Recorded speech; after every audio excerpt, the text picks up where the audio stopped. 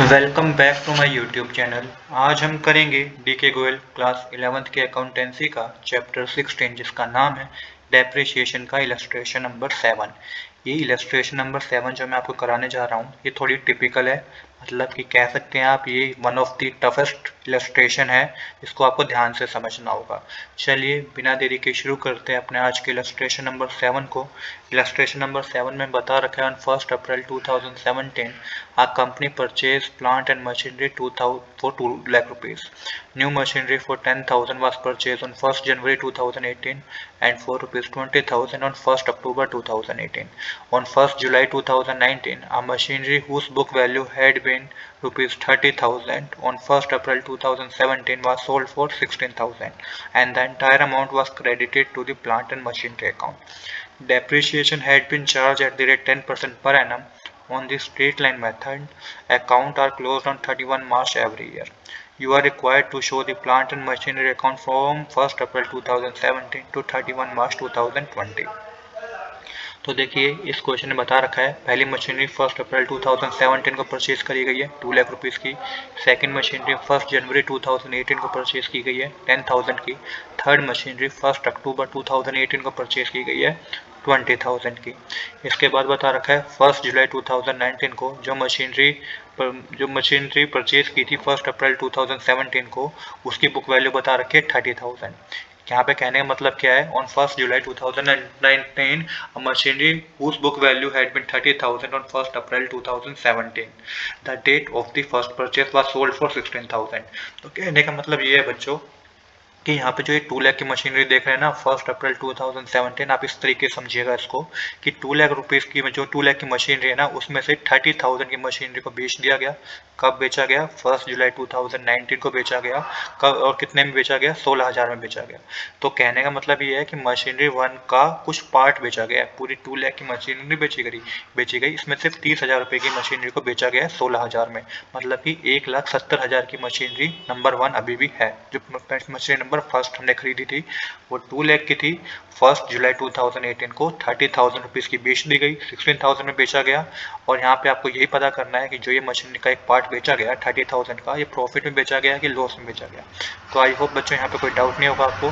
10% का डेप्रिसिएशन है, straight line method का आपको यूज़ करना है। 1 अप्रैल 2017 से 31 मार्च 2020 तक आपको प्लांट एंड मशीनरी अकाउंट बना के दिखाना है। चलिए अब बिना देरी के शुरू करते हैं। तो अभी सबसे पहले वही बात बताऊंगा जो कि क्वेश्चन में बता रखी है कि स्ट्रेट लाइन मेथड का यूज़ करना है। 10% का आपको रेट ऑफ इंटरेस्ट बता रखा है। 1 अप्रैल से 31 मार्च तक हमारा अकाउंटिंग पीरियड होगा, मतलब कि फाइनेंशियल पीरियड होगा। फर्स्ट मशीनरी जो परचेज की गई है 1 अप्रैल 2017 को परचेज की गई है 2 लाख रुपीज़ की। सेकंड मशीनरी 1 जनवरी 2018 को परचेज की गई है 10,000 की। थर्ड मशीनरी 1 अक्टूबर 2018 को परचेज की गई है 20,000 की। ये इन्फॉर्मेशन आपको क्वेश्चन में गिवन है। जो क्रूशियल पॉइंट आपको क्वेश्चन में गिवन है वो क्या है, अ portion of original machinery number 1, जो ओरिजिनल मशीनरी नंबर 1 थी ना 2 lakh rupees, is sold on 1 जुलाई 2019, इसे 1 जुलाई 2019 को बेच दिया गया। यहाँ पे स्पेसिफिक मेंशन है the problem state that sold part had a book value of 30,000 on 1 अप्रैल 2017। तो यहाँ पे बता रखा है कि जो बुक वैल्यू है वो 30,000 की है, मतलब कि 2 लाख में से 30,000 की मशीनरी को बेचा गया है 1 जुलाई 2019 को। इस बात को आप याद रखिएगा। कहने का मतलब मैं जो समझाना चाहता हूँ ये कि मशीनरी 1 को सब डिवाइड करिएगा, एक पोर्शन है 1,70,000 का और एक पोर्शन है 30,000 का जो कि बेच दिया गया है। अब आगे चलते हैं। अब आगे सबसे पहले बच्चों यहाँ पे ये पता करते हैं कि देखिए यहाँ पे ये बता रखा है finding the original cost of sold part. तो ओरिजिनल कॉस्ट पता करनी है जो पार्ट बेचा गया है। तो क्वेश्चन बता रखा है बुक वैल्यू 1 अप्रैल 2017 को जो मशीनरी परचेज की थी उसकी 30,000 रुपीज़ है। जब इसकी मशीनरी की जब ओरिजिनल कॉस्ट बता रखी है, जो मशीनरी बेची गई है उसकी ओरिजिनल कॉस्ट बता रखी है 30,000 है। इसका मतलब क्या है कि जो रिमेनिंग पार्ट होगा ना मशीनरी का वो 2 लाख में से आप 30,000 माइनस करेंगे वो 1,70,000 का होगा। तो एक पार्ट तो ये 30,000 का जो कि बेच दिया गया है और एक पार्ट ये जो कि रिमेनिंग है 1,70,000 का। इस चीज़ को आप याद रखिएगा। इसके बाद सबसे पहले पता करते हैं कि जो मशीनरी को बेचा गया है वो प्रॉफिट में बेचा गया कि लॉस में बेचा गया है, और स्टार्टिंग में हम पता कर लेते हैं। तो देखिए यहाँ पे हमें बता रखा है the problem state the machinery had a book value 30,000 on 1 अप्रैल 2017। तो 1 अप्रैल 2017 की बुक वैल्यू बता रखी है 30,000 की है। तो हम मानेंगे कि मशीनरी की ओरिजिनल कॉस्ट है वो 30,000 है। ये पहली मशीनरी की वैल्यू जो आपको 2 लाख गिवन थी ना, उसका ही हमने सब डिवाइड किया है 30,000 रुपीज़। अब यहाँ पे आपको डेप्रिसिएशन कैलकुलेट करना होगा। तो देखिए डेप्रिसिएशन पूरा कैसे कैलकुलेट होगा। सबसे पहले 1 अप्रैल 2017 से 31 मार्च 2018 पहला साल होता है हमारा, जिसमें डेप्रिसिएशन कैलकुलेट करेंगे 10% के रेट से। तो पूरे साल का डेप्रिसिएशन जो होगा 30,000 की मशीनरी जो हमने बेची है उस पर 3,000 रुपीज़ एक होगा, और मशीन नंबर 2 पे भी 3,000 होगा। तो टोटल डेप्रिसिएशन जो होगा 31 मार्च 2019 का वो 6,000 रुपीज़ होगा। तो पहला साल तो ये 1 अप्रैल 2017 से 31 मार्च 2018, इस पे 10% का डेप्रिसिएशन 3,000। फिर दूसरा साल ये 1 अप्रैल 2018 से 31 मार्च 2018-19 तक, इस पे 3,000 के। तो टोटल डेप्रिसिएशन बच्चों 31 मार्च 2019 तक का बताया मैंने अभी आपको। ये 31 मार्च 2019 तक का जो डेप्रिसिएशन है वो 6,000 रुपीज़ है। और मशीनरी हमने बेची कब है, मशीनरी बेची है 1 अप्रैल 2019।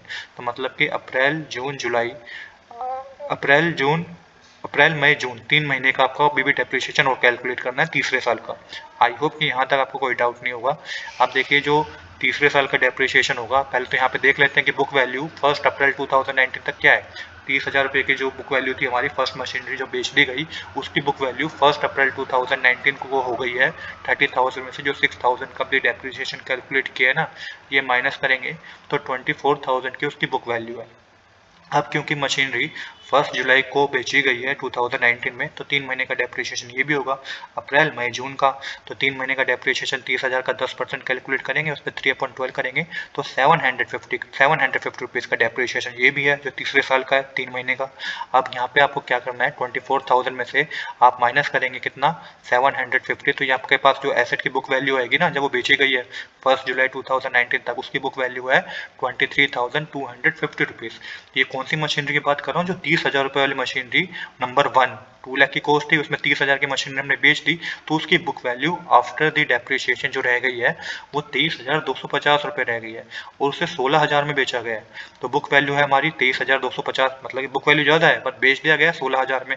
तो मतलब कि हमें लॉस हो गया है, 7,250 का हमें लॉस हो गया है। तो इसका काम हम कब करेंगे, जब हम थर्ड ईयर का डेप्रिसिएशन, थर्ड ईयर का प्लांट एंड मशीनरी अकाउंट बनाएंगे, तब हमें इसको दिखाना होगा। अभी के लिए मैंने आपको समझाने के लिए बताया कि किस तरीके से हमने लॉस कैलकुलेट किया है। तो आई होप यहाँ तक बच्चों आपको कोई डाउट नहीं होगा। अब देखिए सबसे पहले फर्स्ट ईयर का काम करते हैं हम। यहाँ पे 1 अप्रैल 2017 से 31 मार्च 2018 तक हमारा होता है पहला फाइनेंशियल ईयर, जिसमें हमने 2 मशीनरी परचेज करी है। पहली मशीनरी 1 अप्रैल 2017 को परचेज करी है 2 लाख रुपीज़ की। दूसरी मशीनरी हमने 1 जनवरी 2018 को परचेज करी है, जो कि 1 अप्रैल 2017 से 31 मार्च 2018 के बीच ही आता है 10,000 रुपीज़ की। टोटल मशीनरी 2,10,000 की हमने परचेज करी है। इस पे डेप्रिसिएशन कैलकुलेट करेंगे। तो पहले मशीनरी पे पूरा 2 लाख पे हम डेप्रिसिएशन कैलकुलेट करेंगे अभी। तो 2 लाख पे जब हम डेप्रिसिएशन कैलकुलेट करेंगे तो 10% के हिसाब से 20,000 का डेप्रिसिएशन होगा हमारा। 2 लाख का 10% 20,000 का डेप्रिसिएशन पहली मशीनरी पे होगा। और मशीनरी नंबर 2 पे भी हमने 10,000 का डेप्रिसिएशन, मशीनरी 2 की वैल्यू 10,000 की थी, इस पर भी 10% का डेप्रिसिएशन कैलकुलेट करेंगे। बट यहाँ पे मंथ के बेसिस पे कैलकुलेट होगा, क्योंकि सेकंड मशीनरी 1 जनवरी 2018 को परचेज करी है और 31 मार्च 2018 को हमारा फाइनेंशियल ईयर एंड होता है। तो 3 महीने का डेप्रिसिएशन होगा 250 रुपये। टोटल डेप्रिसिएशन है 20,000 प्लस 250 करके 20,250 का डेप्रिसिएशन होगा।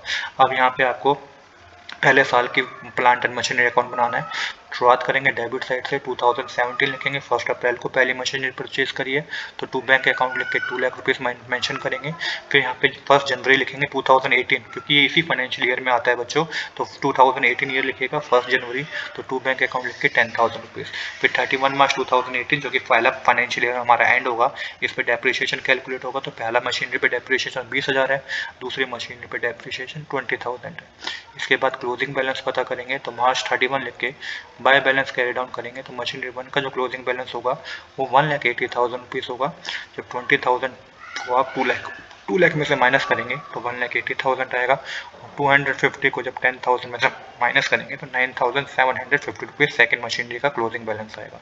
अब जो कैरी डाउन है ये next year, next financial year 1 अप्रैल 2018 से 31 मार्च 2019 तक जो होता है उसमें क्या होगा, ये ब्रोड डाउन होगा। तो उससे पहले की कैलकुलेशन को समझ लेते हैं। मैंने वही बताया आपको, जो भी क्लोजिंग बैलेंस आपका है ये 1 अप्रैल 2018 को ओपनिंग बैलेंस बन जाएगा। टू बैलेंस ब्रोड डाउन करके आप लिखेंगे मशीन नंबर 1 पे 1,80,000, मशीन नंबर 2 पे 9,750। टोटल अमाउंट जो डेबिट होगा डेबिट साइड 1,89,750 रुपीज़ का होगा। अब इसी फाइनेंशियल ईयर में 1 अप्रैल 2018 से 31 मार्च 2019 का जो फाइनेंशियल ईयर है, इसमें हमने एक मशीनरी और खरीदी है 1 अक्टूबर 2018 को। तो टू बैंक अकाउंट करके आप 20,000 रुपीज़ मैंशन करेंगे। टोटल जो डेबिट साइड हो जाएगी वो 2,09,750 रुपीज़ की हो जाएगी।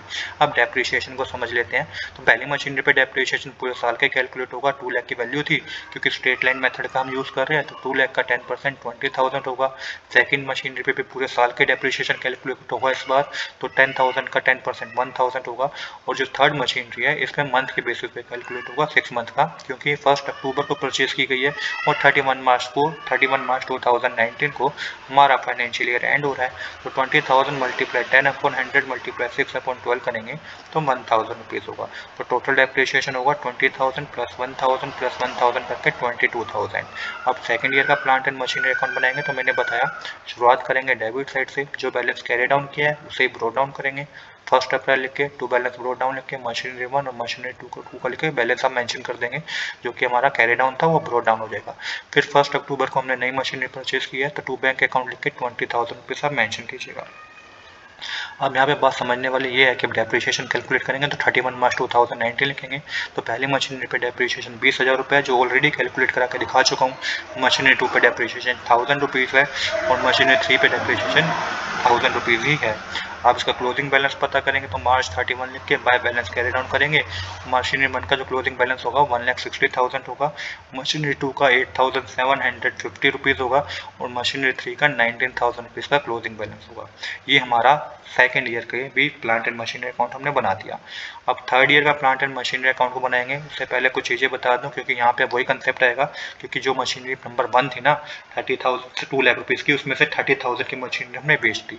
तो ध्यान से समझिएगा कि किस तरीके से कैलकुलेशन करेंगे। तो यहाँ पे देखिए मेंशन कर रखा है, जो मशीनरी नंबर 1 थी उसकी बुक वैल्यू 1 अप्रैल 2019 को 24,000 की थी।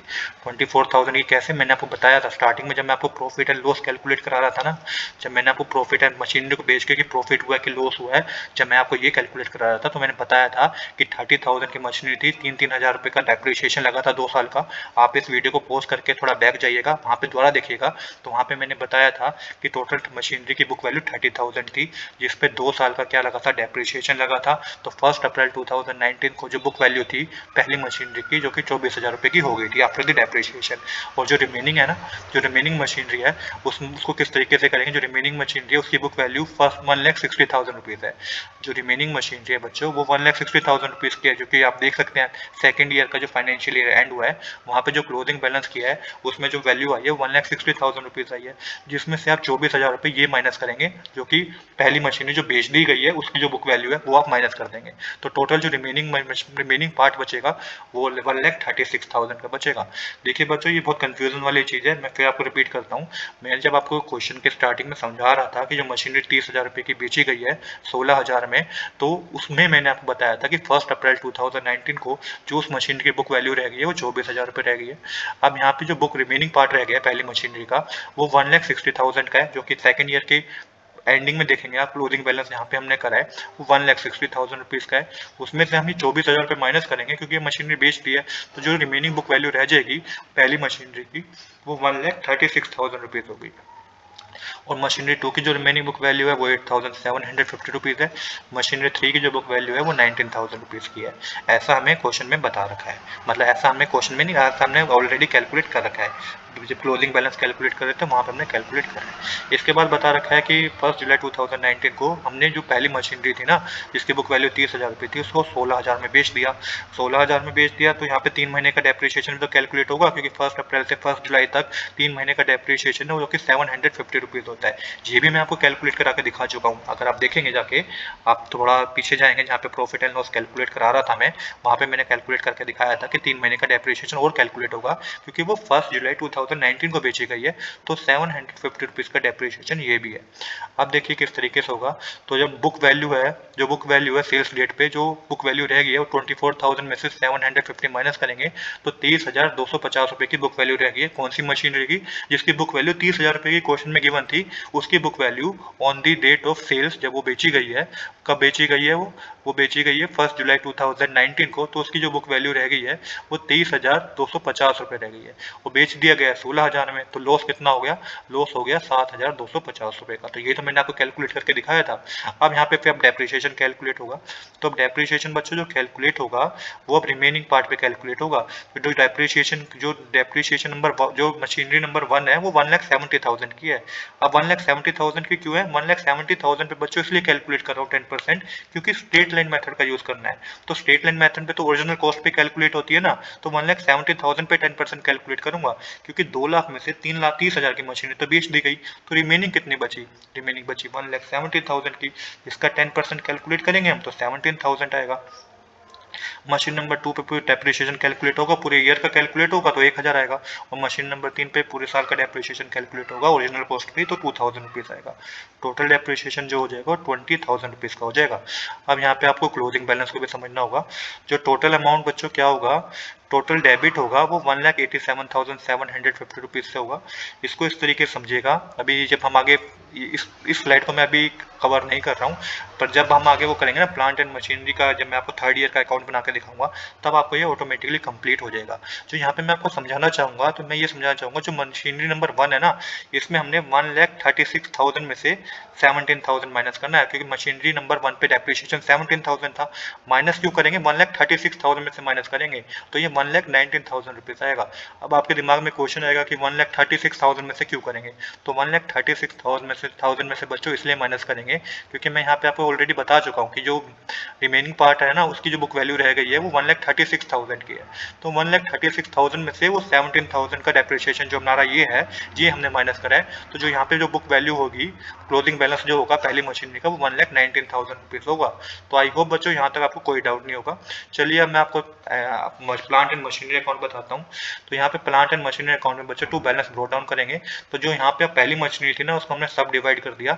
जो मशीनरी बेची गई थी 30,000 रुपये की, उसकी जो बुक वैल्यू रह गई है वो 24,000 रुपये रह गई है। ये स्टार्टिंग में कैलकुलेट करा के दिखा चुका हूँ, आप वीडियो को पॉज करके देख सकते हैं। और जो मशीन नंबर रिमेनिंग मशीनरी है उसकी बुक वैल्यू 1,36,000 है। ये भी मैंने अभी जस्ट रिमाइंड करके आपको बताया कि किस तरीके से 1,36,000 की रिमेनिंग वैल्यू रह गई है। इसके बाद मशीन नंबर 2 की जो है वो आप मेंशन करेंगे, बुक ब्रोट डाउन जो ओपनिंग बैलेंस होगा वो 8,750 रुपीज़ का है, और मशीन नंबर 3 का 19,000 का है। इसके बाद बात करेंगे मशीन नंबर 1 जो बेच दी गई है। तो बाय बैंक अकाउंट लिख के बेची गई है 16,000 में, ये आपको क्रेडिट साइड मेंशन करना है। 1 जुलाई लिख के 2019 में बेची गई है। फिर 1 जुलाई लिख के बाय डेप्रिसिएशन में 3 महीने का डेप्रिसिएशन भी कैलकुलेट किया था 750 रुपीज़, ये भी ऑलरेडी कैलकुलेट करा के दिखा चुका हूँ। और जो हमें लॉस हुआ है ये भी मैंने बताया था कि कितने का लॉस हुआ है, 7,250 रुपीज़ का हमें क्या हुआ है? लॉस हुआ है। या तो आप 24,000 में से माइनस कर दीजिएगा 16,000 और 750, तो भी लॉस इतना ही आएगा। तो आई होप यहाँ तक आपको कोई डाउट नहीं होगा। फिर अब हमें डेप्रिसिएशन कैलकुलेट करना है। तो अब जो रिमेनिंग मशीनरी है वो 1,70,000 की है, क्योंकि पहली मशीनरी की कॉस्ट 2 लाख रुपीज़ की थी, जिसमें से 30,000 का तो हमने बेच दी मशीनरी, तो 1,70,000 पे डेप्रिसिएशन कैलकुलेट होगा तो 17,000 आएगा। फिर यहाँ पे 10,000 पे डेप्रिसिएशन कैलकुलेट होगा 10%, तो 1,000 होगा मशीन नंबर 2 पे। मशीन नंबर 3 पे डेप्रिसिएशन 2,000 रुपीज़ होगा। अब 17,000 को माइनस करेंगे आप 1,36,000 में से, तो जो क्लोजिंग बैलेंस होगा मशीनरी 1 का वो 1,19,000 होगा। मशीनरी 2 का जो क्लोजिंग बैलेंस होगा वो 7,750 रुपीज़ होगा। जब 1000 को माइनस करेंगे 8,750 में से, और मशीन नंबर 3 का जो क्लोजिंग बैलेंस होगा वो 17,000 रुपीज़ होगा, क्योंकि 2,000 को जब 19,000 में से माइनस करेंगे तो 17,000 रुपीज़ आएगा। तो इस तरीके से बच्चों ये क्वेश्चन हमारा कंप्लीट हो गया है। आज के लिए इतना ही। I hope you like this video. If you like this video please to subscribe this channel. Thanks for watching.